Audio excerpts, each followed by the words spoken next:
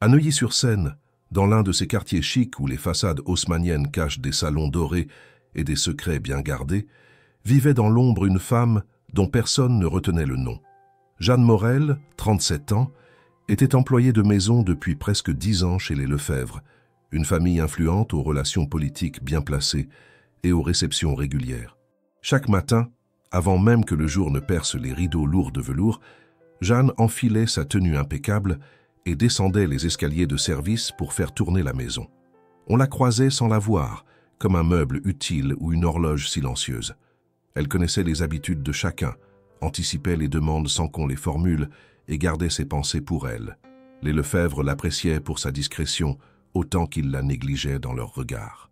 Elle n'avait jamais été conviée à dîner, jamais remerciée avec autre chose qu'un bref hochement de tête ou un mot sec. Mais Jeanne ne se plaignait pas.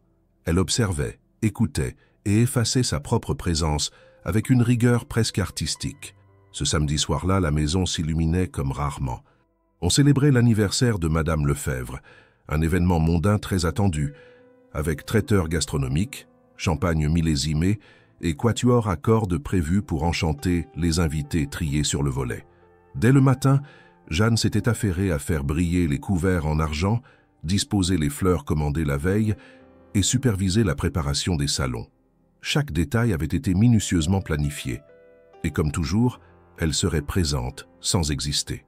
Quand les premiers invités franchirent les portes vitrées, Jeanne se tenait en retrait près du couloir, prête à intervenir si un verre manquait ou si un pli apparaissait sur une nappe. Elle se fondait dans le décor avec une aisance forgée par des années de service. Les conversations fusaient, les rires montaient, et les regards passaient devant elle comme si elle n'était qu'une silhouette parmi les ombres. Vers 21h, un contretemps imprévu survint. Les musiciens engagés n'étaient toujours pas arrivés. Le chef d'orchestre avait appelé, perdu dans un embouteillage monstre à l'entrée de Paris. Dans le grand salon déjà plein, l'agitation commença à poindre. Les invités s'impatientaient. Certains échangeaient des commentaires acides sur l'organisation. Madame Lefebvre, perchée sur ses talons vertigineux et son verre à la main, tentait de sauver les apparences, souriant nerveusement. Jeanne, attentive depuis l'entrée du couloir, entendait tout. Elle savait que dans quelques minutes, on chercherait un moyen de distraire les invités, de meubler le silence. Elle n'avait pas prévu qu'on se tournerait vers elle. Depuis des années, elle s'était rendue invisible au point de croire qu'elle l'était vraiment. Ce soir-là, pourtant, tout allait basculer. Un frisson étrange lui parcourut l'échine. Elle ne savait pas encore comment ni pourquoi, mais cette soirée n'aurait rien d'ordinaire. Derrière le marbre froid des regards et les sourires de convenance, quelque chose allait se fissurer. Elle ne serait plus une ombre. Pas ce soir. Pas devant ce piano noir qui trônait dans le salon comme un trophée oublié. Les éclats de voix s'élevaient doucement dans le salon, tandis que les invités s'agglutinaient autour des tables dressées avec soin. Le champagne coulait à flot. Les petits fours circulaient sur des plateaux en argent, et pourtant une certaine tension gagnait les lieux. L'absence de musique, presque imperceptible au départ, devenait de plus en plus pesante. Les discussions se faisaient moins animées. Les regards glissaient vers l'horloge suspendue au-dessus de la cheminée, puis vers l'entrée du salon. Toujours pas de musicien. Madame Lefebvre, dont le sourire devenait visiblement crispé, jetait des regards inquiets à son mari qui, lui, se contentait de hausser les épaules en consultant son téléphone. Dans un coin de la pièce, Jeanne observait la scène, debout, droite, les mains croisées devant elle. Elle avait fini de débarrasser discrètement quelques coupes vides, tout en restant attentive aux réactions.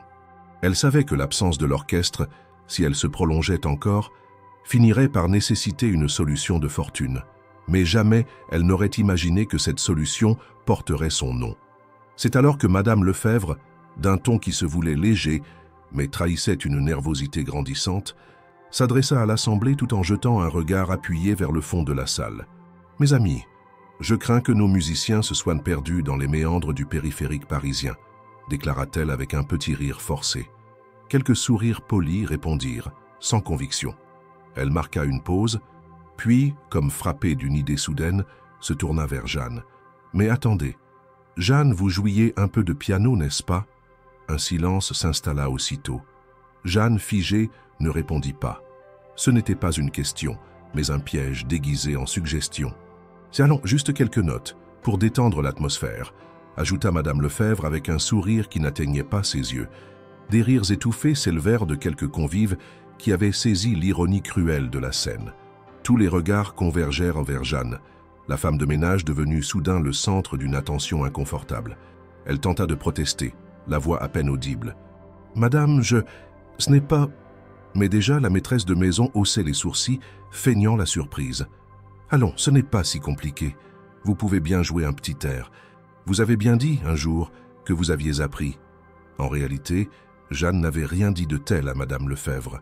Mais un jour, elle avait été surprise en train de effleurer les touches du piano pendant qu'elle dépoussiérait l'instrument. Un instant fugitif qu'elle pensait oublier. Elle n'avait joué aucune mélodie identifiable, seulement quelques accords perdus, juste assez pour ressentir ce contact familier et douloureux des touches sous ses doigts. C'était suffisant pour que la rumeur naisse dans les couloirs de la maison. Devant l'insistance et voyant que refuser publiquement ne ferait que renforcer l'embarras, Jeanne s'inclina légèrement et fit quelques pas vers le piano, ses talons bas résonnant sur le parquet ciré. Elle sentit les regards suivre chacun de ses mouvements, mélange d'amusement, de curiosité et de mépris à peine voilé. À mesure qu'elle approchait, son cœur battait de plus en plus fort. Elle avait évité cet instant toute sa vie, relégué cette partie d'elle-même dans une boîte scellée depuis des années. Et maintenant, on l'ouvrait sans sa permission, devant une foule de visages étrangers. Le piano, imposant et noir, trônait au centre du salon, comme un monument inaccessible. Jeanne s'y assit lentement, les mains posées sur ses genoux. Elle ne bougea pas tout de suite. Le silence dans la pièce n'était plus celui de l'attente polie, mais celui d'une tension presque moqueuse. On s'attendait à un spectacle maladroit, peut-être même à une faute gênante. Certains convives retenaient leur souffle, prêts à rire à la première fausse note. Jeanne leva les yeux vers le couvercle relevé du piano. Le vernis reflétait les lumières chaudes du lustre, déformant les visages des invités en silhouettes floues. Elle inspira profondément, sentit la moiteur de ses paumes contre le tissu de sa jupe. Aucun mot ne fut prononcé. Madame Lefebvre, toujours debout à côté de la cheminée, l'observait avec une satisfaction froide. Elle avait transformé un incident logistique en un divertissement improvisé. Et tout le monde jouait le jeu. Les doigts de Jeanne tremblaient légèrement lorsqu'elle les posa sur les touches. Elle n'avait pas joué sérieusement depuis presque 20 ans. À l'époque, elle n'avait que 16 ans et un avenir incertain, mais un rêve encore vivant. Aujourd'hui, elle était une employée discrète, effacée, et cette invitation à jouer sonnait comme une mise à l'épreuve travestie en plaisanterie. Pourtant, au lieu de céder à la panique, elle ferma les yeux un instant. Elle n'écouta plus les murmures, ni le grincement d'une chaise, ni le bruit lointain d'une coupe qu'on reposait sur une table. Elle se concentra sur les sensations sous ses doigts, sur la mémoire enfouie dans ses muscles. Elle n'avait rien préparé, aucun morceau en tête. Mais il y avait cette mélodie vague, imparfaite, qu'elle avait composée à l'adolescence. Elle décida de la laisser remonter, sans réfléchir. La pièce retenait son souffle. On attendait l'erreur, le moment gênant, l'excuse précipitée qui mettrait fin à l'humiliation. Mais ce ne fut pas ce qui se produisit. Le premier accord fut doux, presque timide, mais parfaitement juste. Puis un deuxième, enchaîné avec fluidité. Le son, pur, s'éleva dans l'air saturé de parfums et de conversations interrompues. Les premières notes formèrent une phrase musicale qui n'avait rien de maladroit. Un murmure de surprise parcourut l'assemblée. Jeanne, concentrée, poursuivit. Son visage demeurait impassible, mais à l'intérieur quelque chose se déliait. Ses mains trouvaient d'elles-mêmes le chemin sur le clavier, et la peur se changeait peu à peu en détermination. Elle n'avait pas oublié. Le langage de la musique, qu'elle croyait perdu, lui revenait avec une clarté presque douloureuse.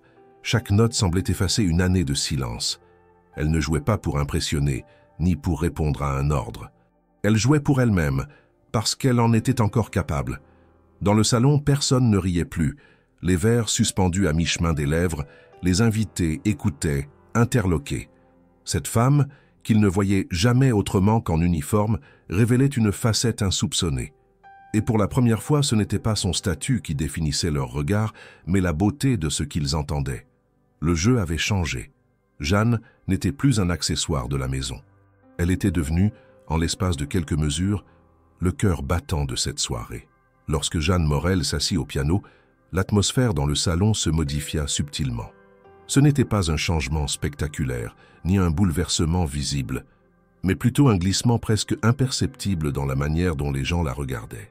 Ce qui n'était quelques instants plus tôt qu'une distraction improvisée, une lubie cruelle de leur hôtesse pour divertir une assemblée exigeante, prenait une tournure inattendue. Le silence qui s'installa ne ressemblait plus à celui d'une attente moqueuse. Il était tendu, suspendu, rempli d'un mélange de doute et d'une curiosité gênée. On ne savait plus très bien si on attendait l'échec ou un miracle. Mais ce qui était certain, c'est que plus personne ne bavardait. Jeanne avait pris place sur le tabouret sans dire un mot. Son visage était resté impassible, et même si ses mains posées sur ses genoux trahissaient une certaine tension, elle n'avait rien laissé paraître.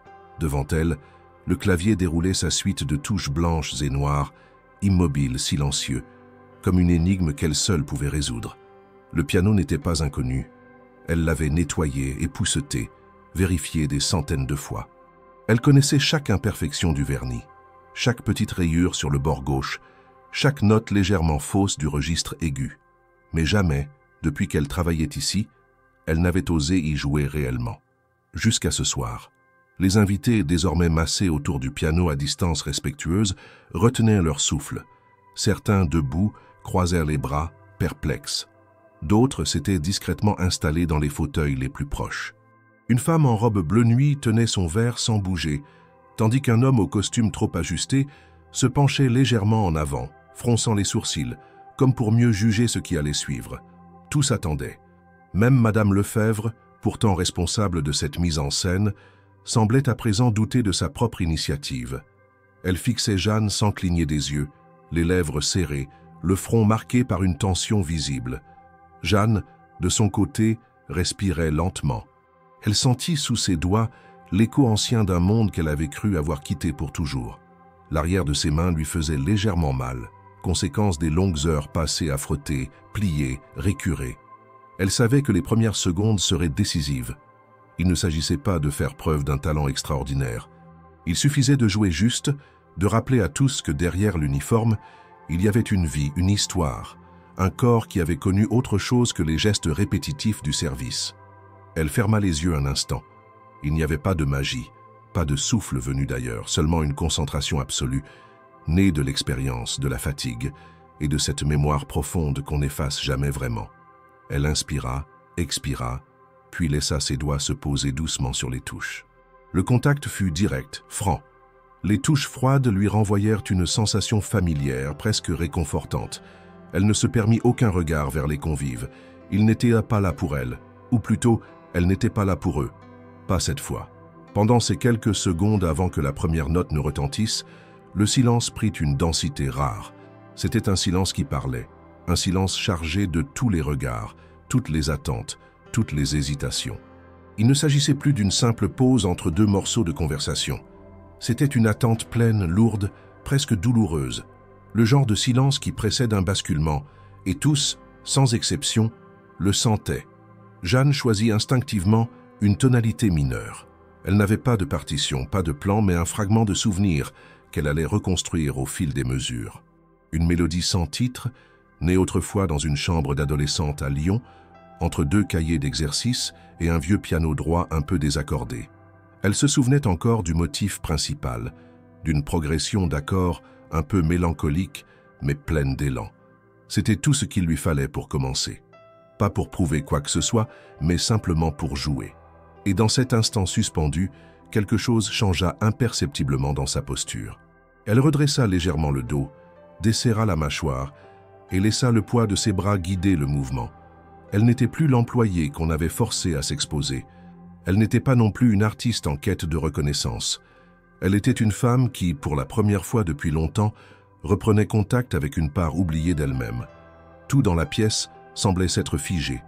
Les lumières, douces et dorées, donnaient à la scène une chaleur étrange, contrastant avec le silence glacial. Les souffles étaient courts, les gestes retenus. On ne savait plus vraiment ce qu'on attendait, mais on savait que rien ne serait exactement comme avant. Jeanne n'avait pas encore joué une seule note, et pourtant quelque chose s'était déjà produit. Ce n'était ni une promesse, ni un présage. C'était une tension réelle, humaine, faite de regards, de souvenirs, de regrets et de curiosité. À cet instant précis, même ceux qui ne l'avaient jamais regardé plus de 2 secondes comprirent, sans pouvoir encore l'expliquer, qu'il s'était trompé sur elle. Peut-être pas de beaucoup, peut-être pas pour toujours, mais assez pour ressentir un inconfort diffus. La femme effacée, silencieuse, presque transparente, s'était imposée au centre de la pièce sans avoir prononcé un mot, sans avoir bougé autrement que pour s'asseoir. Et cette présence inattendue, ce calme étrange qu'elle imposait à toute la salle, devenait impossible à ignorer. Elle ouvrit les yeux, fixa une touche du clavier sans vraiment la voir, puis abaissa lentement son bras droit. La première note allait venir.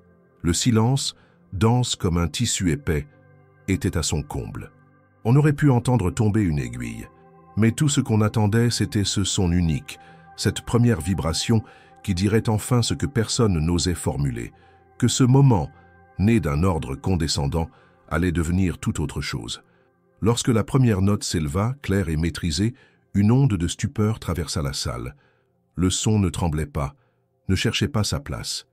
Il s'imposait. Ce n'était pas le doigt hésitant d'une débutante, ou l'effort forcé d'une domestique poussée à faire un tour de passe-passe devant des invités sceptiques. C'était le jeu assuré, construit, habité d'une personne qui avait connu le piano de l'intérieur, dans ce qu'il a de plus exigeant et de plus intime. La note suivante confirma ce que les premières oreilles attentives avaient pressenti. Jeanne Morel savait jouer. Elle savait jouer vraiment. Les regards échangés dans le salon n'étaient plus teintés de moquerie ou d'attente distraite. Ils étaient remplis d'étonnement sincère, parfois d'un discret malaise. Ceux qui, une minute plus tôt, se délectaient d'avance d'une scène gênante, se redressèrent doucement sur leur siège, les yeux soudain concentrés. Quelques-uns cessèrent de manger, d'autres posèrent leur verre, le mouvement ralenti par la nécessité de ne pas rompre la magie naissante. Il n'y avait pas de grands gestes spectaculaires dans le jeu de Jeanne. Elle restait droite, les épaules relâchées, le visage impassible. Mais tout passait par ses mains, ses poignets souples, la justesse de ses attaques, la précision rythmique, la dynamique subtile de chaque passage. Les premières mesures, composées d'une suite d'accords mineurs enchaînés avec une fluidité inattendue, installaient une atmosphère douce et mélancolique. Ce n'était pas une œuvre connue. Ce n'était pas un extrait d'un grand compositeur, ni une sonate célèbre qu'on aurait pu identifier avec fierté. C'était une musique personnelle, intime, avec des respirations particulières, des tensions retenues, des motifs qui revenaient et se transformaient. C'était le genre de pièce qu'on écrit dans la solitude, sans autre but que celui de dire quelque chose qu'aucun mot ne saurait exprimer. L'instrument, un piano à queue ancien, n'avait pas été accordé récemment. Mais Jeanne en tira un son plein, nuancé, presque chaleureux. Elle savait parfaitement contourner les faiblesses du clavier, éviter les zones où les marteaux fatiguaient, accentuer celles où le timbre restait riche. Elle ne cherchait pas à briller, elle racontait quelque chose. Et dans ce silence suspendu, chaque note tombait avec le poids exact qu'il fallait. Dans l'audience, certains se prirent à respirer plus lentement. Une femme d'une 60aine d'années, en tailleur noir, posa sa main sur le bras de son compagnon sans quitter le piano des yeux. Un jeune homme à lunettes se pencha en avant, cherchant à capter chaque nuance. Au fond de la pièce, même les serveurs s'étaient arrêtés. Personne ne leur avait dit de se figer, mais la musique les avait saisis, comme un ordre silencieux, indiscutable. Madame Lefebvre, quant à elle, restait debout, immobile, le regard fixe. Son sourire initial avait disparu, remplacé par une expression indéchiffrable. Elle ne s'attendait visiblement pas à cela.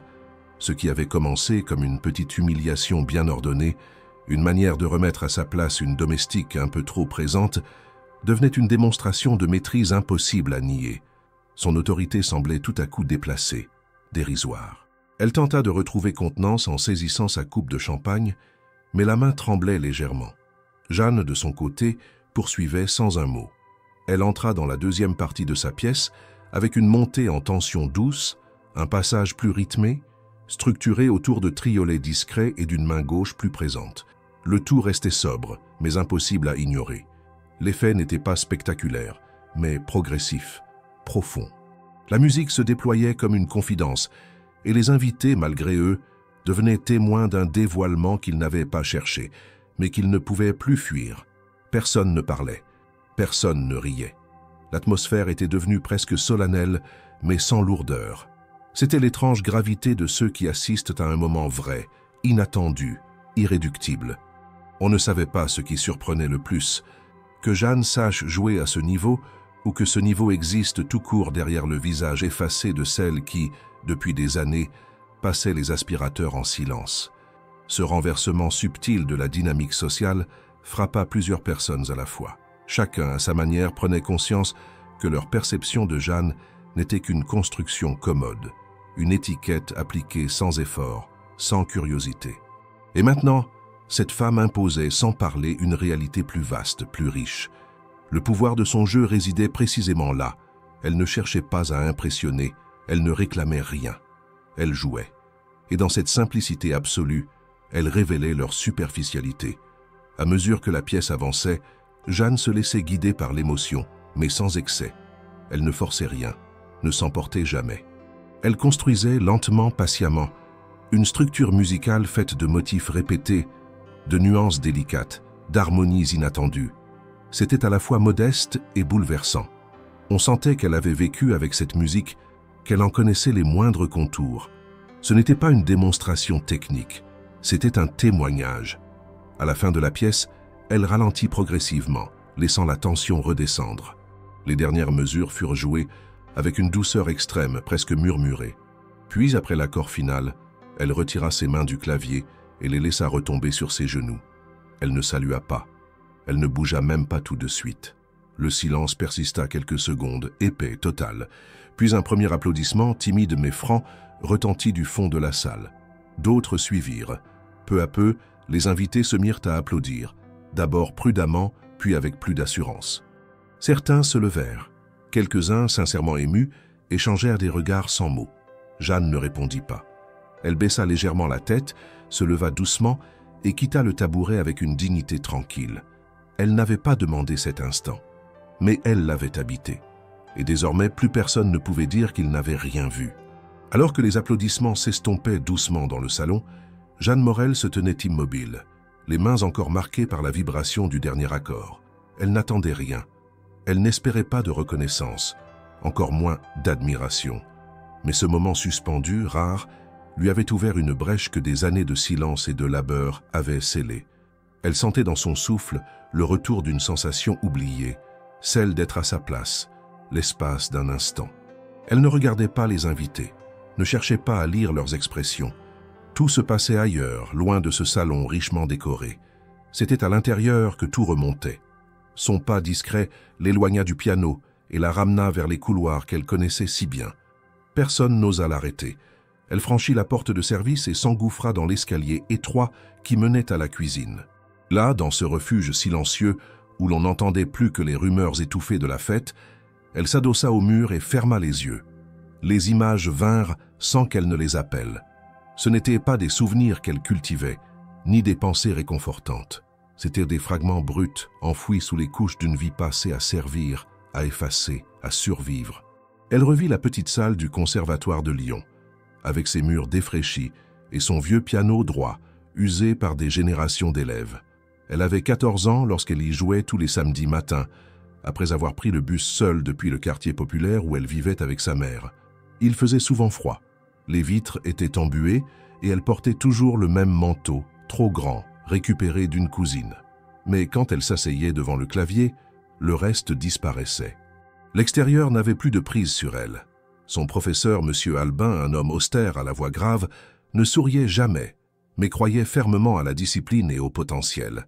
Il ne la complimentait presque jamais, mais prolongeait les cours lorsqu'il sentait en elle une énergie particulière. « Tu as un instinct que d'autres n'ont pas », lui avait-il dit un jour, presque à contre-cœur. Jeanne n'avait jamais oublié cette phrase.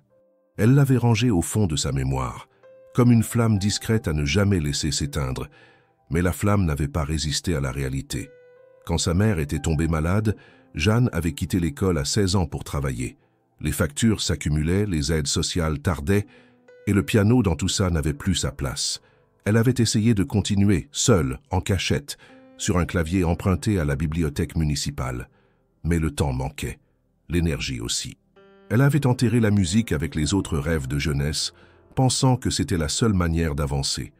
Et maintenant, plus de 20 ans plus tard, ce passé remontait avec une clarté douloureuse. Ce n'était pas de la nostalgie, ni un simple retour de souvenirs. C'était un rappel brutal de ce qu'elle avait été, de ce qu'elle avait laissé derrière.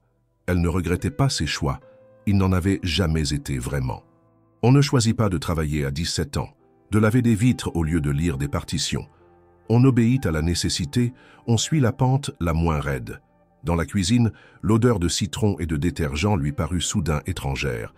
C'était l'odeur de ses journées, de sa vie actuelle, mais elle ne s'y reconnaissait plus complètement. La musique avait rouvert une fissure. Elle ne savait pas ce qu'elle en ferait, mais elle ne pouvait plus faire semblant que rien ne s'était passé. Elle s'approcha de l'évier et se lava les mains lentement. L'eau tiède coulait sur ses doigts, et elle les regardait comme si elle les découvrait à nouveau. Ses mains qui récurent, frottèrent, plièrent du linge pendant des années, étaient les mêmes que celles qui, quelques minutes plus tôt, avaient fait taire un salon entier. C'était une idée difficile à admettre, et pourtant indiscutable. En remontant à l'étage, elle croisa le regard de la plus jeune des filles Lefebvre, une adolescente discrète, souvent absorbée par ses livres. Cette fois, elle ne baissa pas les yeux. Elle observa Jeanne avec une attention nouvelle, presque du respect. Jeanne soutint le regard sans sourire. Elle comprenait ce qu'il signifiait. L'image de la domestique silencieuse avait été brisée. La soirée se poursuivit, mais l'atmosphère n'était plus la même. On parlait bas, on commentait à voix couverte. Plusieurs invités, en partant, jetèrent un regard en direction du piano comme s'il avait changé de nature. Ce n'était plus un simple meuble de luxe. Il était devenu le témoin d'un moment inattendu, d'une vérité dévoilée malgré les conventions. Jeanne, elle, se tenait à distance, reprenant son rôle, mais plus vraiment. Quelque chose dans la façon dont on lui adressait la parole avait changé. Pas de manière spectaculaire, mais subtile. On ne lui donnait plus des ordres aussi secs. On hésitait, on formulait différemment. Les mots devenaient plus lents, plus polis. Plus tard dans la nuit, alors qu'elle éteignait les dernières lumières, elle passa de nouveau près du piano. Elle hésita. Un instant, elle tendit la main vers le couvercle, le toucha du bout des doigts, puis se ravisa. Pas ce soir. Ce soir, elle avait déjà dit ce qu'elle avait à dire. Elle monta se coucher, le cœur plus lourd, mais les pensées en mouvement. Elle savait qu'on ne revient pas en arrière après une soirée comme celle-là. Et au fond d'elle, une question commençait à prendre forme. Et si ce n'était que le début? Alors que la soirée touchait à sa fin et que les invités récupérèrent leurs manteaux entre deux échanges feutrés, un homme n'avait pas bougé de sa place. Installé dans un fauteuil près de la bibliothèque, à quelques mètres du piano, il observait toujours la scène avec une intensité rare. Son nom était Louis Marceau. Peu de personnes présentes ce soir-là savaient qui il était réellement, en dehors de quelques initiés du monde musical parisien. Critique renommé, collaborateur régulier du supplément culturel du plus grand quotidien français, Louis Marceau était connu pour son exigence, son ton tranchant et sa capacité à repérer en quelques minutes ce que d'autres mettaient des années à comprendre. Sa présence à cette fête relevait du hasard, une connaissance commune, un dîner annulé, un remplacement de dernière minute. Et pourtant, ce qu'il venait de vivre dans ce salon bourgeois avait tout bouleversé. Dès les premières notes jouées par Jeanne, quelque chose en lui avait changé. Il l'avait senti immédiatement, cette différence subtile entre une interprétation appliquée et une expression intérieure profonde. Il avait d'abord cru à une illusion, un simple étonnement lié au contraste entre le statut de la femme et sa maîtrise du piano. Mais à mesure que la musique avançait, il avait dû admettre une évidence dérangeante. Ce qu'il entendait dépassait tout ce que l'on pouvait attendre d'une autodidacte ou d'une amatrice occasionnelle. Il y avait là un langage, une technique, une sensibilité que l'on ne rencontre que rarement, même dans les grandes salles. Lorsqu'elle avait terminé, il n'avait pas applaudi immédiatement. Il était resté immobile, les yeux fixés sur elle, comme pour imprimer dans sa mémoire ce moment unique. Puis, alors que les applaudissements reprenaient dans la salle, il s'était penché vers sa voisine, une attachée de presse de la maison Lefebvre, et lui avait murmuré quelques mots à l'oreille. Sans poser de questions, elle avait sorti son téléphone et lancé l'enregistrement vidéo de l'instant suivant. L'angle n'était pas idéal, l'éclairage imparfait, mais l'essentiel était là. Les mains de Jeanne, son visage concentré, le silence dense dans la pièce et la puissance calme de cette musique qui semblait surgir d'un autre temps. Sans attendre davantage, Louis s'était levé, ajustant son manteau noir avec un geste lent, et s'était dirigé vers Madame Lefebvre, qui conversait avec un couple près de la porte. Il n'aimait pas les mondanités, encore moins les flatteries inutiles. Mais il savait reconnaître une opportunité quand elle se présentait. Il se planta devant l'hôtesse avec une expression sérieuse et d'une voix parfaitement neutre lui adressa la parole. « Votre employée a-t-elle été formée au conservatoire ?» La question, posée avec une telle franchise, désarma un instant Madame Lefebvre. Elle balbutia, prit une inspiration, puis répondit d'un ton pincé. « Jeanne? Oh non, je ne crois pas. Enfin, elle n'a jamais parlé de ça. Elle est ici depuis des années. » Une fille sérieuse, discrète, mais enfin le piano, c'était juste un petit moment pour meubler. Louis haussa un sourcil, peu convaincu par la réponse. Il n'insista pas. Ce qu'il avait entendu ne pouvait pas être relégué au rang d'un simple petit moment. Il s'apprêtait à tourner les talons lorsque la fille de l'attaché de presse lui tendit discrètement le téléphone avec la vidéo déjà prête à être envoyée. Il l'ouvrit, vérifia la qualité du son et se contenta d'un signe de tête avant de la lui rendre. En quittant la maison, il repensa à tous les artistes qu'il avait découverts au fil des années, à toutes les auditions, les concerts, les espoirs déçus.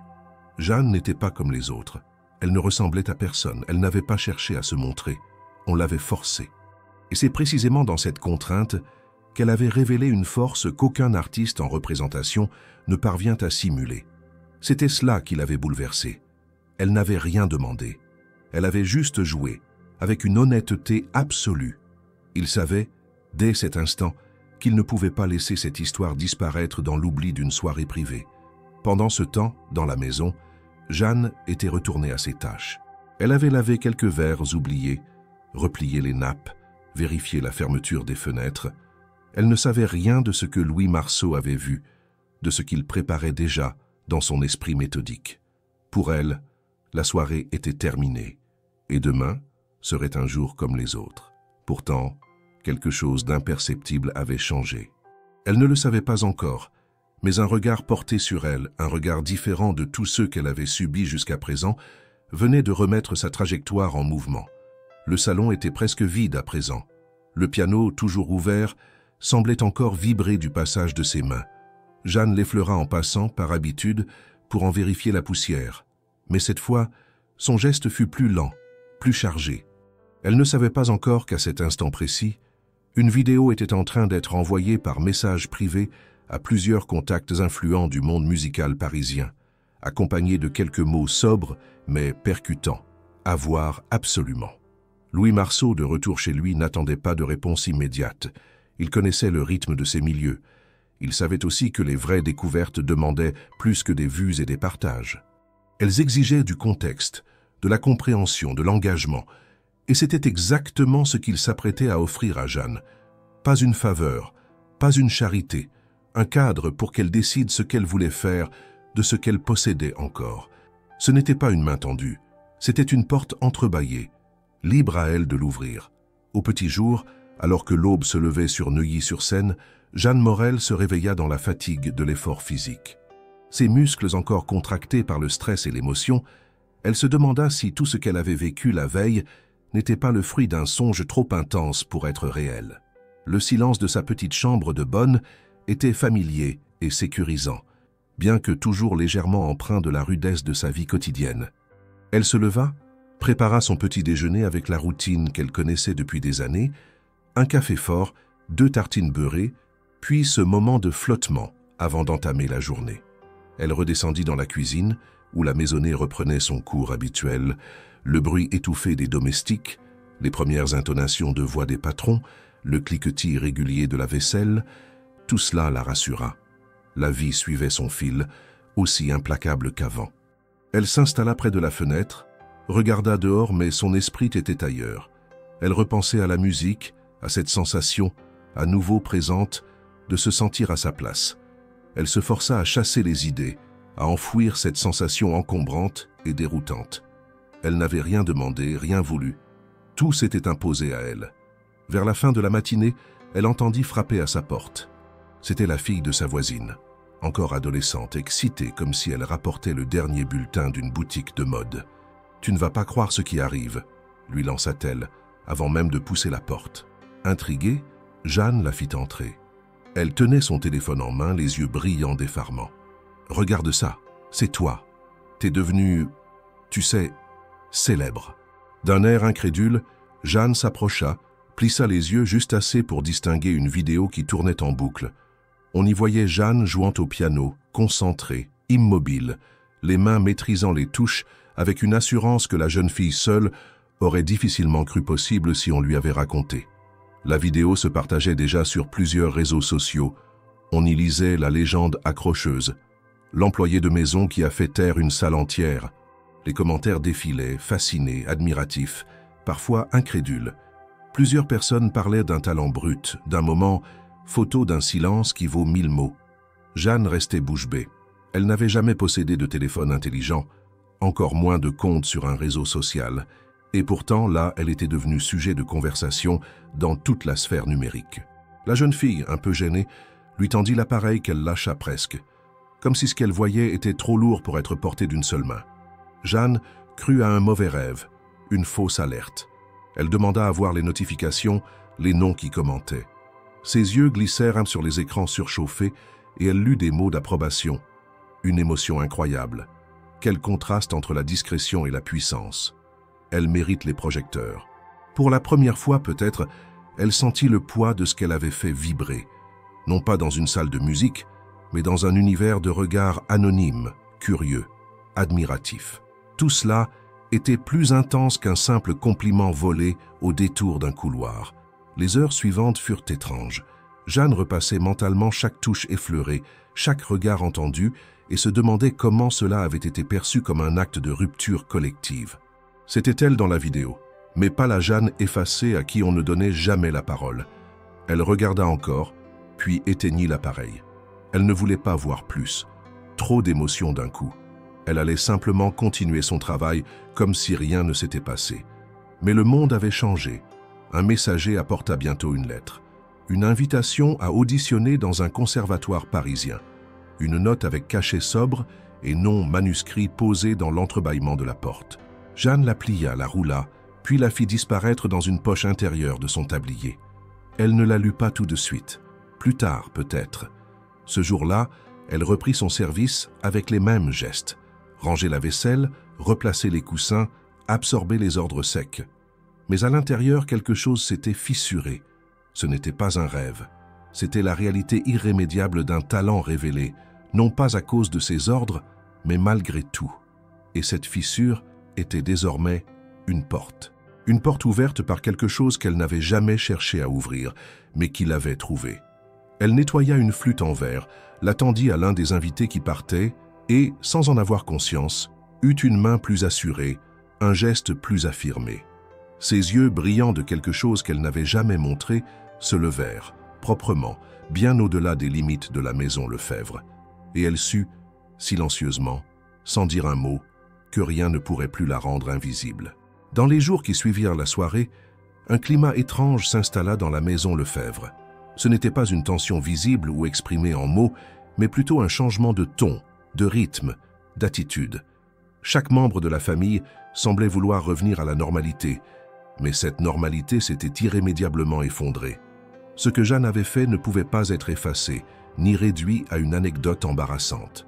Et cela, Madame Lefebvre le comprit très vite, sans jamais le formuler à haute voix.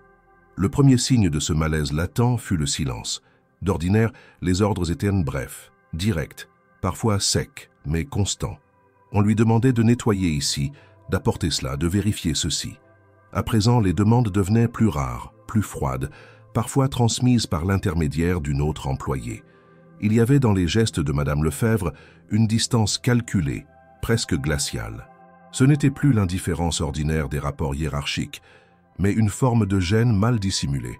Elle n'avait pas aimé que l'attention se détourne d'elle, même brièvement. Elle n'avait surtout pas apprécié de perdre le contrôle d'un événement qu'elle avait orchestré dans les moindres détails. La performance de Jeanne, même involontaire, avait volé la vedette. Et ça, elle ne le digérait pas. Monsieur Lefebvre, lui, s'était montré plus pragmatique. Lors d'un déjeuner discret avec son épouse, alors que Jeanne rangeait des dossiers dans le couloir adjacent, elle entendit des mots qui lui glacèrent le sang. Il faudrait peut-être envisager de la remplacer. Pas maintenant, discrètement. Elle attire trop l'attention. Et si quelqu'un commençait à fouiller dans notre entourage pour en savoir plus? Ces mots, dits sans colère mais avec une froideur administrative, confirmèrent à Jeanne ce qu'elle pressentait depuis plusieurs jours. Elle n'était plus considérée comme un élément discret et fiable du décor, mais comme un risque, une variable incontrôlable dans un système qui exigeait stabilité et silence. Elle continua son travail sans répondre, sans rien changer à sa routine extérieure. Mais intérieurement, elle préparait déjà une réponse, une manière de ne pas se laisser effacer cette fois. Elle n'avait rien provoqué, rien demandé, et pourtant, elle se retrouvait au centre d'une situation qui lui échappait presque totalement. Les vidéos continuaient à circuler, les vues se comptaient en dizaines de milliers, et des articles commençaient à apparaître sur des sites spécialisés posant la même question. Qui est cette femme? D'où vient-elle? Pourquoi personne ne l'a découverte plus tôt? Jeanne ne lisait pas ces articles, mais on lui en parlait. La boulangère du coin lui fit un compliment, un client du pressing la reconnut et la salua. Même les autres employés de maison, d'abord distantes, commencèrent à lui parler avec une curiosité mêlée de respect. Une femme qu'on n'avait jamais écoutée devenait une voix, et cette voix, bien que silencieuse pour l'instant, commençait à déranger. Ce fut dans ce climat instable que la lettre arriva. Un courrier papier dans une enveloppe sobre adressée à son nom, déposé dans la boîte de service. Le cachet du timbre indiquait Paris, arrondissement central. Jeanne l'ouvrit en fin d'après-midi, une fois ses tâches terminées. Le papier était épais, l'encre noire, l'écriture manuscrite élégante. La lettre venait de Louis Marceau. Il y exprimait brièvement son admiration pour ce qu'il avait entendu, sans phrases grandiloquentes, ni compliments superflus. Il disait avoir été touché, surpris, intrigué. Il parlait d'un moment rare, de ceux qui, dans une carrière de critique, restent gravés pour leur pureté. Puis il écrivait quelques lignes qui changèrent tout. Il l'invitait à une audition privée, au Conservatoire de Paris, dans une salle réservée pour l'occasion. Pas un concours, pas une vitrine publique. Une rencontre seulement. Une chance de rejouer sans pression devant quelques musiciens et professeurs. Il précisait qu'aucune obligation n'était associée à cette invitation. Elle était libre de refuser, sans conséquence. Jeanne relut la lettre plusieurs fois. Chaque mot semblait peser, choisi avec soin. Il n'y avait pas de flatterie, mais un vrai respect, une forme de considération qu'elle n'avait pas connue depuis l'époque lointaine du Conservatoire de Lyon. Elle sentit sa gorge se serrer. Ce n'était pas une opportunité qu'elle avait cherchée, mais c'en était une réelle. Et surtout, c'était un choix. Pour la première fois depuis longtemps, elle tenait une décision importante entre ses mains. Elle garda la lettre contre elle toute la soirée, cachée dans la poche intérieure de son gilet comme un talisman fragile. Elle n'en parla à personne. Pas encore. Elle avait besoin de réfléchir, de revenir sur son passé, de comprendre ce qu'elle était prête à abandonner et ce qu'elle pouvait encore construire. Le lendemain, elle prit un jour de congé, chose rare. Elle se rendit dans le 11e arrondissement, chez une ancienne amie qu'elle n'avait pas vue depuis des années. Une femme qui avait aussi fréquenté le conservatoire, mais qui, contrairement à elle, avait bifurqué vers l'enseignement. Elles burent un café dans une petite cuisine modeste et Jeanne lui parla. Pas tout, pas dans les moindres détails, mais suffisamment pour que l'amie comprenne. Et cette dernière, sans jugement, lui répondit simplement « Si tu te demandes encore si tu en es capable, souviens-toi que tu l'as déjà fait. Sans préparation, sans soutien. Imagine ce que tu pourrais faire maintenant. » Jeanne repartit en fin d'après-midi, la tête pleine de doutes, mais aussi de cette énergie nouvelle qui pousse à reconsidérer l'horizon. En rentrant chez les Lefebvre, elle croisa Madame qui lui lança un regard furtif, sans un mot.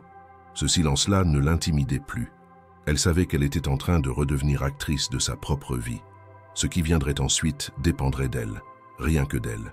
Jeanne rentra ce soir-là dans sa chambre, avec la lettre soigneusement rangée dans son sac, comme si elle portait un objet trop précieux pour être laissé à la vue.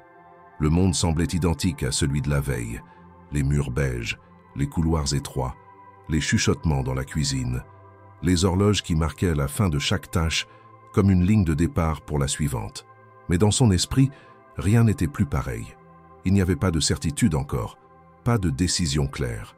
Seulement cette question lancinante qui tournait en boucle depuis qu'elle avait lu les mots de Louis Marceau. Et si c'était possible?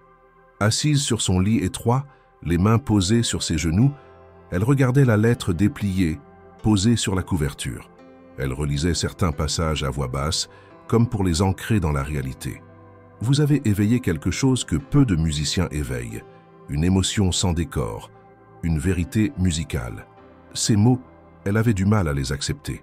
Non par modestie forcée, mais parce qu'ils heurtaient quelque chose de profondément enfoui en elle, la conviction qu'elle n'aurait jamais droit à un autre chemin que celui qu'elle avait suivi. Un chemin sans bruit, sans scène, sans reconnaissance. Juste un passage discret dans les maisons des autres, dans les vies des autres. Mais cette invitation la déstabilisait parce qu'elle n'était pas un rêve vague. Elle était concrète, datée, localisée. Le Conservatoire de Paris. Une audition privée. Une salle et quelques personnes prêtes à l'écouter. Pas des juges, pas des amateurs. Des musiciens.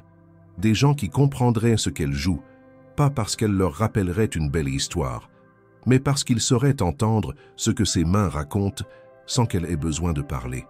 C'était un langage qu'elle croyait perdu et qui lui était rendu. Elle n'avait plus touché le piano depuis la fameuse soirée.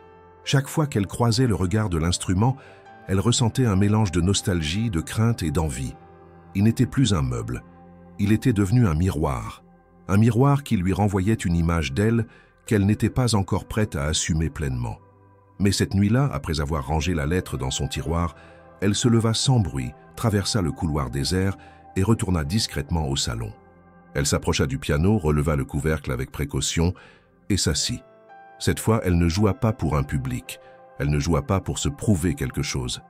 Elle posa les mains sur les touches et laissa venir ce qui voulait sortir. Ce fut une mélodie simple, comme une esquisse, une suite de notes lentes, irrégulières, mais sincères. Elle ne cherchait pas la perfection, elle cherchait à retrouver le lien. Et ce lien, malgré les années, n'était pas rompu. Ses doigts avaient changé. Ils étaient plus durs, plus usés, mais ils savaient encore écouter. À travers eux, elle sentit qu'elle n'avait jamais vraiment oublié. Elle s'arrêta après quelques minutes, referma le piano et repartit sans allumer la lumière. Dans sa chambre, elle se sentit un peu plus légère. Le lendemain, elle demanda une journée de congé supplémentaire, ce qui n'était pas dans ses habitudes. Madame Lefebvre fronça les sourcils mais n'osa pas protester.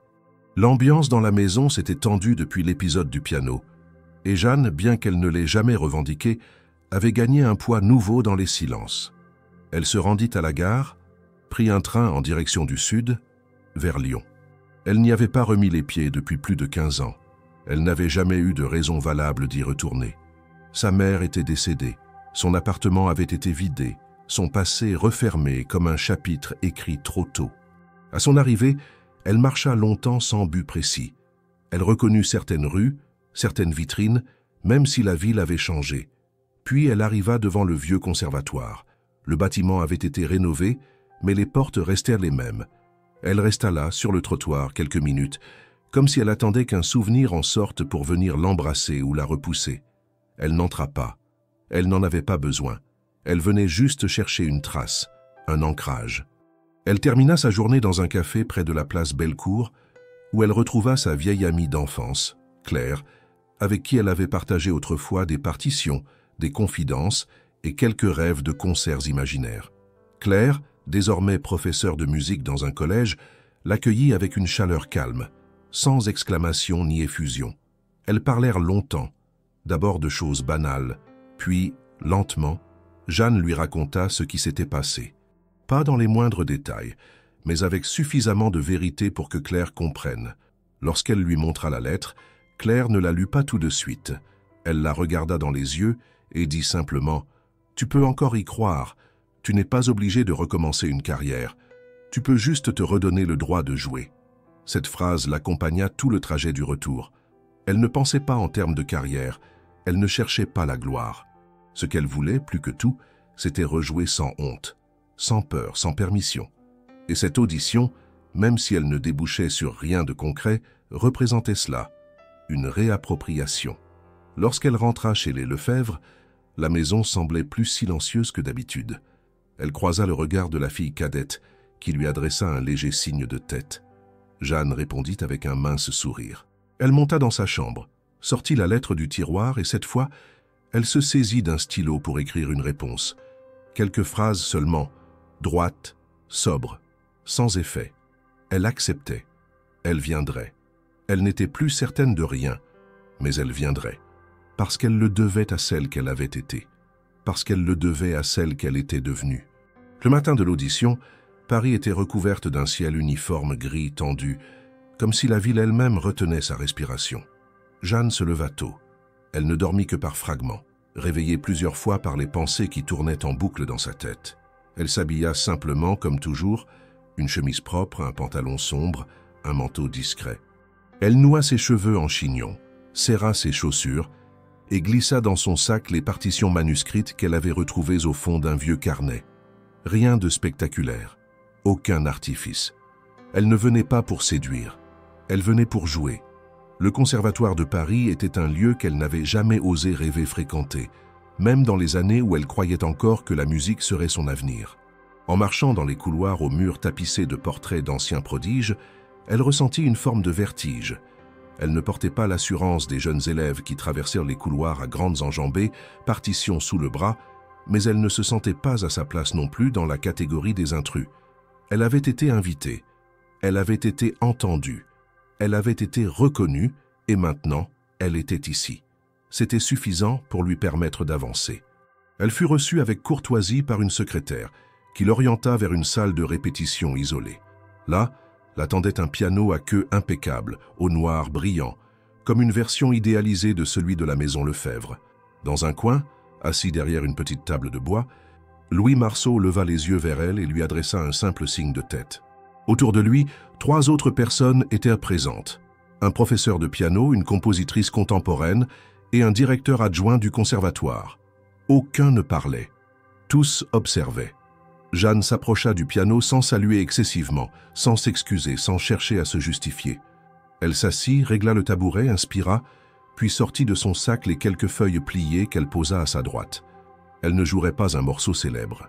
Elle avait décidé de présenter une composition à elle, une pièce courte qu'elle avait écrite il y a plus de 20 ans et retouchée la veille au soir. C'était une musique fragmentée, construite sur une alternance de silence et de rupture. Elle n'avait jamais été pensée pour être écoutée en public, mais elle lui ressemblait. Et aujourd'hui, c'est cela qu'elle voulait montrer. Elle posa ses mains sur le clavier. Les premières notes s'élevèrent, douces mais nettes, avec une retenue volontaire. Il n'y avait pas de virtuosité démonstrative, pas d'élan romantique.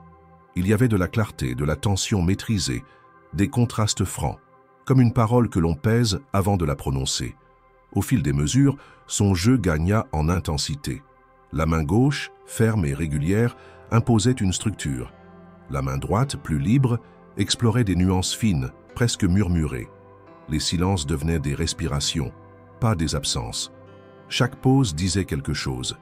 Dans la salle, personne ne bougeait. Louis Marceau, les bras croisés, gardait les yeux fixés sur le clavier.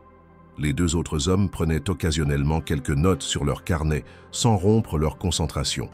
La compositrice, elle, écoutait sans écrire, penchée légèrement en avant, comme absorbée. Jeanne ne cherchait pas à impressionner. Elle n'en avait ni l'intention, ni l'envie. Elle était là pour se confronter à une vérité simple. Elle était capable ou elle ne l'était plus.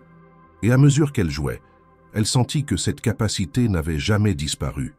Elle s'était tue, elle s'était retirée, elle avait attendu, mais elle n'était pas morte. Elle avait résisté aux années, aux heures de ménage, aux douleurs articulaires, à la lassitude des jours répétitifs. Et maintenant elle parlait. Lorsque la pièce prit fin, Jeanne retira lentement ses mains du clavier. Elle ne se leva pas tout de suite. Elle ne regarda personne. Elle resta assise quelques secondes, le souffle court mais calme. Puis elle referma le couvercle du piano et se tourna vers les membres du jury, prête à accepter ce qui viendrait. Un silence suivit. Pas le silence gêné des attentes sociales, mais celui, plus rare, de ceux qui ont été touchés par quelque chose qu'ils ne peuvent pas commenter à la légère.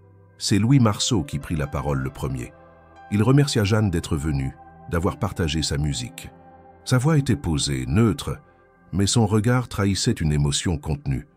Il n'y eut pas de compliments superflus, pas d'éloges appuyés, seulement une question. Accepteriez-vous de rejouer ce morceau dans 2 semaines, dans une salle plus grande, dans un cadre différent? Jeanne ne répondit pas tout de suite. Elle regarda ses mains. Elle sentit la fatigue dans ses poignets, mais aussi cette étrange sensation de légèreté dans sa poitrine. Elle acquiesça lentement. Pas parce qu'elle voulait une scène, mais parce qu'elle savait désormais que sa musique méritait d'être entendue au-delà d'une seule pièce, d'un seul salon, d'un seul jour. Lorsqu'elle quitta la salle, elle croisa quelques élèves dans le couloir, jeunes, pressés, brillants. Mais elle ne se sentit pas inférieure. Elle n'était pas là pour les concurrencer. Elle n'était pas en retard. Elle suivait juste un autre chemin, plus long, plus rude, mais pas moins légitime. Elle sortit dans la rue, inspira profondément l'air encore frais de cette fin de matinée et marcha lentement, sans se presser. Elle n'avait pas besoin d'aller quelque part. Elle était déjà arrivée à un endroit qu'elle croyait inaccessible. Et désormais, tout ce qu'elle ferait serait choisi. Elle avait recommencé à jouer, et cela changeait tout. Quelques jours après l'audition, alors que Jeanne reprenait son rythme de travail dans la maison Lefebvre, un courrier l'attendait sur la petite table où elle déposait habituellement ses gants après avoir terminé les tâches matinales. L'enveloppe portait l'entête d'un centre musical parisien dirigé par Louis Marceau. Elle la reconnut immédiatement. Cette fois, elle ne se précipita pas pour l'ouvrir. Elle termina d'abord ce qu'elle avait commencé, ranger la vaisselle du petit déjeuner, vérifier le linge repassé, puis s'assit dans la cuisine vide, tira lentement le papier hors de son enveloppe et lut. Ce n'était pas une simple lettre de remerciement. C'était une proposition formelle. Le centre préparait un projet de soutien à des musiciens ayant abandonné la pratique pour des raisons sociales, économiques ou personnelles. Un programme pilote, sans obligation de performance publique immédiate, mais avec un accompagnement pédagogique et artistique complet. Louis Marceau lui offrait une place dans ce projet. Il l'invitait aussi à rejoindre une école partenaire dans laquelle une bourse lui serait accordée pour parfaire sa technique, revoir les bases théoriques, travailler ses compositions. La lettre précisait que la décision lui appartenait. Elle pouvait refuser sans conséquence. Mais s'ils avaient décidé de lui faire cette proposition, c'est parce qu'ils croyaient en son potentiel, et surtout en sa capacité à contribuer à ce qu'elle avait elle-même commencé, sans s'en rendre compte. Une autre manière d'entrer dans la musique, à un autre âge, dans d'autres conditions. Jeanne relut la lettre 2 fois. Elle ne sourit pas, ne pleura pas. Mais quelque chose se dénoua dans sa poitrine. Elle n'avait pas rêvé cette reconnaissance. Elle ne l'avait pas imaginée. Elle n'était pas là pour la flatterie ou le rattrapage. Elle recevait une chance, concrète, sérieuse, offerte à la femme qu'elle était maintenant, avec tout son passé. Elle passa la journée à réfléchir. Elle n'en parla à personne. Elle observa le rythme de la maison, les habitudes, les automatismes. Et plus elle avançait dans ses tâches, plus elle sentait qu'elle ne pourrait plus rester ici. Pas seulement à cause du projet, mais parce que sa place n'y était plus. La confiance avait été rompue, l'équilibre aussi. Elle était perçue comme une étrangère désormais, une curiosité encombrante, et elle ne pouvait plus se contraindre à l'effacement quotidien. Le soir même, après avoir fini son service, elle monta dans sa chambre et rédigea une lettre de démission. Elle y expliquait brièvement qu'elle avait reçu une opportunité professionnelle qu'elle ne pouvait ignorer. Elle remerciait pour les années de travail, pour le toit, pour le respect du contrat.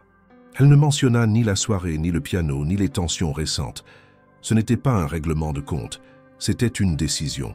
Le lendemain matin, elle déposa la lettre sur la table du salon, juste avant le petit déjeuner des maîtres.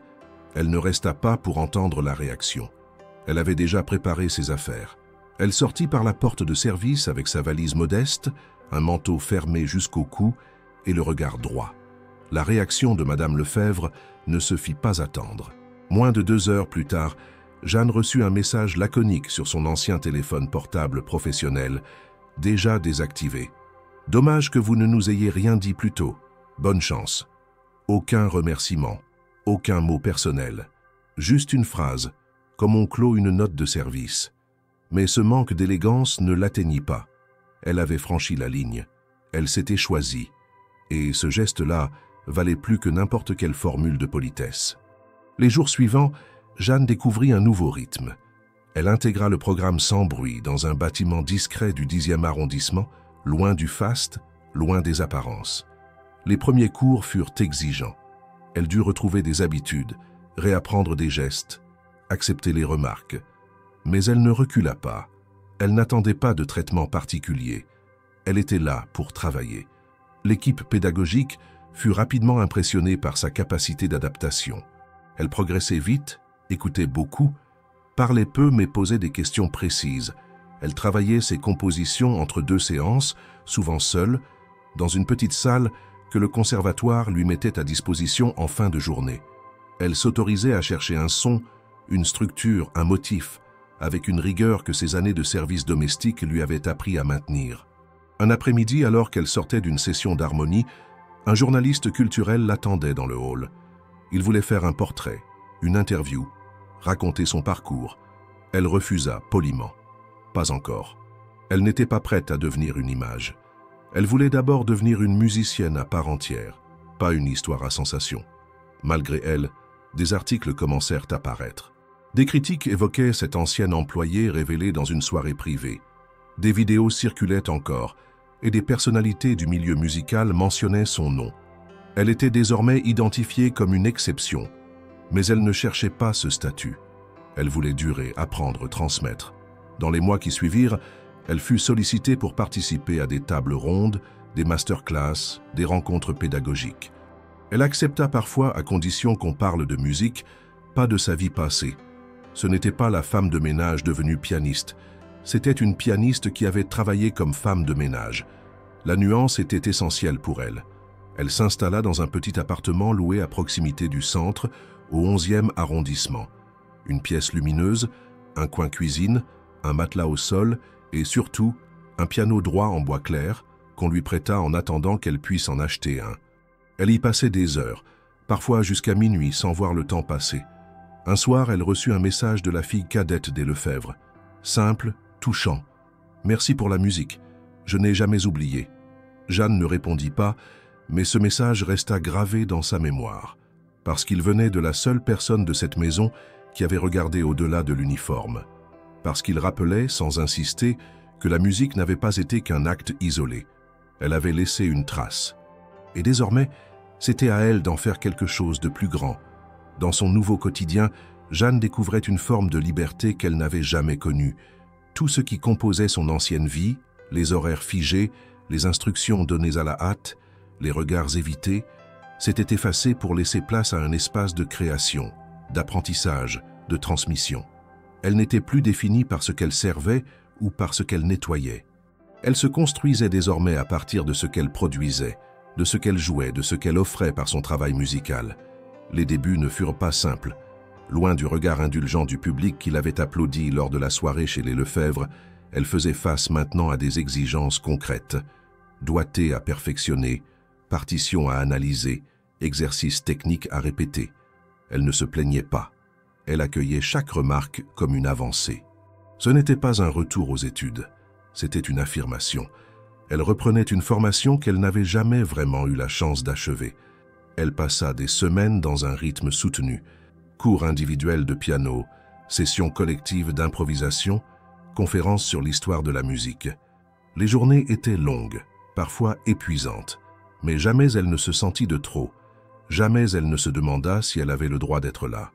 Elle travaillait aux côtés de jeunes musiciens de 20 ans, certains à peine sortis du lycée, d'autres en reconversion. Aucun ne se moquait d'elle. Beaucoup l'écoutaient avec respect, parfois avec une certaine admiration muette. Ils comprenaient que sa trajectoire était unique, non pas pour son aspect spectaculaire, mais pour sa cohérence intérieure. Elle avait toujours eu la musique en elle, et désormais, elle lui redonnait toute la place qu'elle méritait. Jeanne se lança également dans l'enseignement.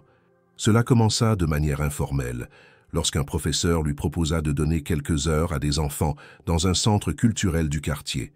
Elle accepta, un peu par curiosité, un peu par humilité. Elle se retrouva devant de jeunes élèves issus de milieux modestes, dont certains touchaient un piano pour la première fois. Elle leur transmit l'essentiel: écouter, sentir, répéter, sans chercher à impressionner. Elle les encourageait à prendre leur temps, à comprendre que la musique n'était pas un exploit mais un processus. Très vite, ses élèves progressèrent, leur concentration s'améliora, et surtout, ils prenaient plaisir à revenir. Un jour, une mère la remercia avec des mots simples. « Mon fils ne tenait pas en place. Depuis qu'il vient ici, il écoute. » Cette phrase la toucha plus que n'importe quel article ou éloge reçu jusqu'alors, parce qu'elle confirmait que sa musique, même transmise par les doigts d'un autre, pouvait créer du lien, redonner confiance, ouvrir un chemin. Elle accepta d'autres cours dans d'autres structures, petits conservatoires, associations de quartier, ateliers en école primaire. Elle ne cherchait pas la visibilité, elle cherchait la continuité. En parallèle, elle continua à composer. Elle remplissait des carnets entiers de fragments musicaux. Elle enregistrait des esquisses sur son téléphone, testait des idées à son piano droit. Elle ne visait pas une œuvre grandiose. Elle cherchait des lignes claires, des mélodies sincères, des structures qui pouvaient porter l'émotion sans l'exagérer. Son style évoluait, moins mélancolique qu'à ses débuts, mais toujours empreint de sobriété. Elle refusait les effets faciles. Elle travaillait l'économie du geste, la précision du silence, l'équilibre des tensions. À mesure que les mois passaient, Jeanne reçut plusieurs propositions de collaboration. Des musiciens indépendants, des troupes de théâtre, des documentaristes. Elle accepta certains projets, en refusa d'autres. Elle avait appris à choisir, à dire non. Chaque engagement devait avoir du sens. Elle ne voulait plus que son talent soit instrumentalisé, même au nom d'une prétendue reconnaissance. Elle avait connu l'invisibilité. Elle connaissait maintenant le piège inverse, devenir une figure médiatique, une inspiration figée, une héroïne sociale dont on attend qu'elle incarne ce que d'autres veulent entendre. Elle refusait cela avec fermeté. Elle resta fidèle à son appartement modeste du 11e arrondissement. Elle y avait trouvé une forme de stabilité, un quartier vivant, proche des centres culturels, avec des voisins qu'elle saluait sans qu'on lui demande de qui elle était au service. Elle prit l'habitude de marcher tôt le matin avant ses cours, dans les rues encore calmes. Elle s'arrêtait souvent dans une librairie de musique, feuilletait les partitions, cherchait des œuvres oubliées, des compositeurs méconnus. Elle s'intéressa à des figures marginales, des femmes compositrices du 19e siècle, des auteurs autodidactes, des parcours brisés. Elle y retrouvait des échos de sa propre histoire. Un soir, en rentrant de cours, elle trouva une lettre dans sa boîte aux lettres. Ce n'était pas une invitation ni une proposition. C'était un courrier manuscrit d'un ancien professeur du Conservatoire de Lyon. Il avait vu la vidéo, entendu parler de son retour et écrivait simplement pour dire qu'il se souvenait d'elle. Vous n'aviez pas quitté la musique. Vous l'avez simplement portée dans un autre espace et elle vous a attendu. Jeanne lut cette phrase plusieurs fois. Ce n'était pas du lyrisme, c'était un constat, et elle l'accepta. Elle continua à enseigner, à apprendre, à jouer. Elle participait à des concerts modestes dans des écoles, des centres sociaux, des médiathèques. Elle ne cherchait pas la scène des grands théâtres. Elle voulait que la musique circule, qu'elle soit accessible, partagée. Chaque lieu avait sa valeur, chaque public sa dignité. Elle recevait parfois des remerciements sobres, parfois des silences éloquents. Elle n'avait pas besoin de plus. Ainsi, Jeanne reconstruit son identité non pas en effaçant son passé, mais en le prolongeant. Elle n'avait pas cessé d'être qui elle était. Elle avait simplement retrouvé le fil qu'on lui avait fait croire perdu. Et maintenant, ce fil, elle le tissait chaque jour, note après note, élève après élève, salle après salle, sans bruit, sans revendication, seulement avec constance, seulement avec sincérité. Le soir du concert, la salle municipale de Neuilly-sur-Seine était pleine à craquer. Ce n'était pas l'un de ces grands théâtres où les sièges rouges et les dorures annoncent le prestige. Il s'agissait d'un lieu plus modeste, plus fonctionnel. Mais ce soir-là, il accueillait une atmosphère rare, une tension légère mais perceptible dans les conversations chuchotées, les regards impatients, les silences respectueux. L'événement, organisé dans le cadre d'une initiative culturelle de la ville, avait été annoncé sobrement. Un concert de soutien à des ateliers de musique pour jeunes en milieu défavorisé. Aucun nom célèbre à l'affiche, pas de célébrité, pas de fanfare. Mais ceux qui savaient, savaient. Jeanne Morel serait là, elle n'avait pas voulu que son nom soit mis en avant. Elle avait même hésité à accepter la proposition. Revenir jouer dans la commune où elle avait été employée pendant tant d'années, où elle avait été vue, jour après jour, comme une présence muette, une silhouette discrète entre les couverts et les rideaux, représentait un défi. Ce n'était pas la peur qui la retenait. C'était la nécessité de bien peser le sens de ce retour. Elle ne voulait pas que sa prestation soit perçue comme une revanche. Elle ne venait pas pour effacer une humiliation, ni pour redresser une image. Elle venait pour jouer, simplement. Lorsque le jour fut confirmé, Elle prit soin de ne pas prévenir les anciens membres de la famille Lefebvre. Elle n'envoya aucune invitation personnelle, mais l'information circula. Et dans les jours précédant le concert, elle sut que des gens du quartier, d'anciens collègues, des voisins et même d'anciens invités des réceptions qu'elle avait autrefois servies seraient présents. Elle arriva 1 heure avant le début, comme à son habitude, sans se faire remarquer. Vêtue d'une robe sombre, sans bijoux, les cheveux tirés en arrière, elle entra par la porte de service réservée aux artistes. Elle se rendit directement dans la petite loge qu'on lui avait attribuée, posa son sac, respira profondément, puis s'isola quelques instants. Elle n'avait pas peur de jouer. Elle avait juste conscience de ce que ce moment représentait. Ce n'était pas une étape vers quelque chose de plus grand. C'était une forme d'aboutissement, une boucle qui se refermait. La salle se remplit doucement. Des élèves de ces ateliers prenaient place au premier rang, excités, fiers de venir écouter celle qui leur avait appris à poser les doigts correctement sur le clavier. Des habitants de l'arrondissement étaient venus en curieux, certains poussés par les articles parus ces derniers mois. Les organisateurs discutaient à l'entrée, ajustant les derniers détails techniques. Une tension douce, presque joyeuse, montait dans l'air. À 20 heures précises, les lumières baissèrent. Le silence se fit naturellement. Jeanne entra en scène sans être annoncée, sans micro, sans introduction. Elle salua le public d'un bref hochement de tête, s'installa au piano et posa ses mains sur les touches. Elle joua d'abord une pièce d'un compositeur contemporain peu connu, une œuvre délicate, au rythme irrégulier, presque contemplatif. Puis elle enchaîna avec une de ses propres compositions, plus vive, plus construite. Chaque note tombait avec précision. Il n'y avait ni excès ni effet, juste une rigueur sereine, une présence affirmée. Le public écoutait en silence. Il n'y avait pas de tout, pas de froissement de papier, pas de murmure. L'écoute était totale. Même ceux qui ne comprenaient pas les subtilités techniques sentaient qu'ils assistaient à quelque chose de rare. Une justesse, une intégrité. Au milieu du programme, elle s'arrêta quelques secondes pour repositionner une partition. Et c'est à ce moment-là qu'elle aperçut, au fond de la salle, dans l'ombre, une silhouette familière. C'était la fille cadette des Lefebvre. Assise seule, discrète, elle l'observait avec une attention soutenue. Jeanne ne montra aucune émotion. Elle reprit son jeu là où elle l'avait laissé. Mais cette présence-là, silencieuse, respectueuse, avait du poids. Elle signifiait que le lien, même ténu, même indirect, n'avait pas été complètement rompu. Elle termina le concert avec une pièce simple mais puissante, fondée sur un motif répété, qui évoluait lentement vers une résolution claire, presque lumineuse.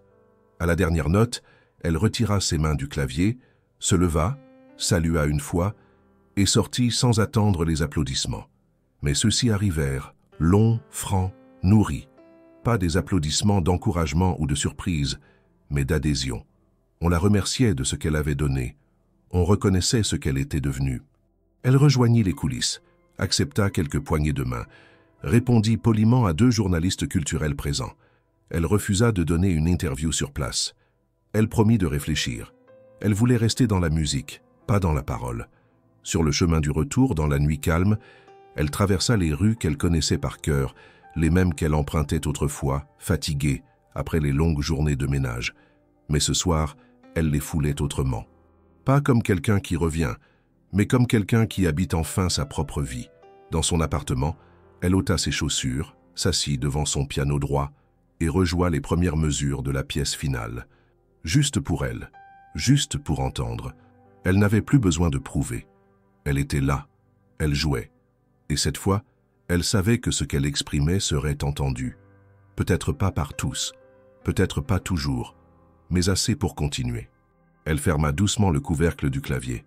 Le silence qui suivit n'était pas vide. Il était rempli de tout ce qu'elle avait traversé. Elle n'était plus invisible. Elle n'était plus oubliée. Elle était Jeanne Morel, musicienne, présente, vivante,